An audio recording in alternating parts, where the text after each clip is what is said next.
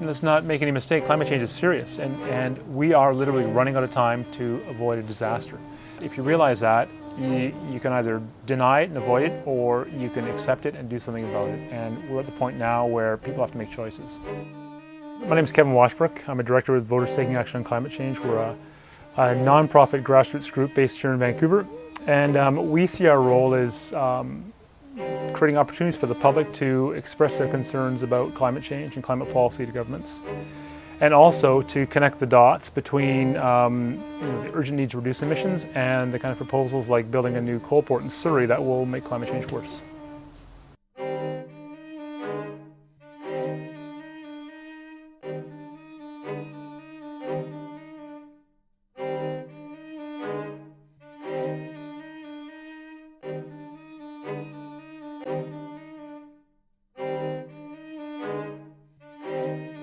It's a pretty widely accepted fact that if we carry on with our current path, mining fossil fuels, exporting them, burning them, then within 5 years we're going to have locked ourselves into runaway climate change. So within my kid's lifetime, we'll see rising sea levels and drought and extreme weather. I mean, that's consensus. That's an accepted fact.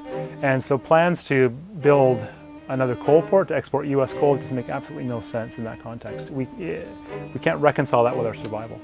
It's a miracle that we're alive, that we're sitting here doing this, and that we live in a world that just provides for us. It really does, and we're screwing it up. We're just destroying it, and that's crazy. It's just crazy. You know, it's motivating to me to want to deal with that, because I can't believe we're blowing it like this.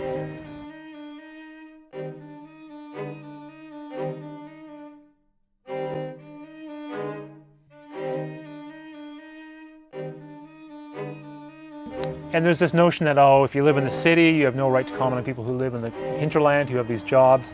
Well, first of all, this isn't about Canadian jobs, this is about US coal being exported from BC. The second thing is there's as many hard-working, honest people living in the city as there are in Elkford or Tumbler Ridge. And we can't put their future at risk to defend a few jobs in an industry that we know is putting all of our futures at risk.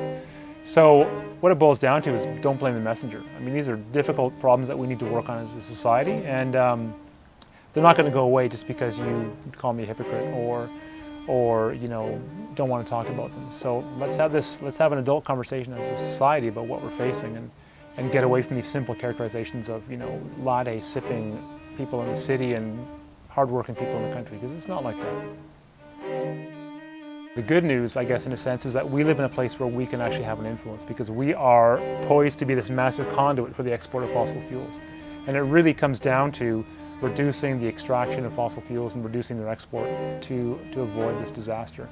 So we can have a real influence here. And I'm hopeful, because I see more and more people, in local communities and throughout the region who are saying this is crazy and it's got to stop. And we want to have a say in our future. So I think we can make a difference.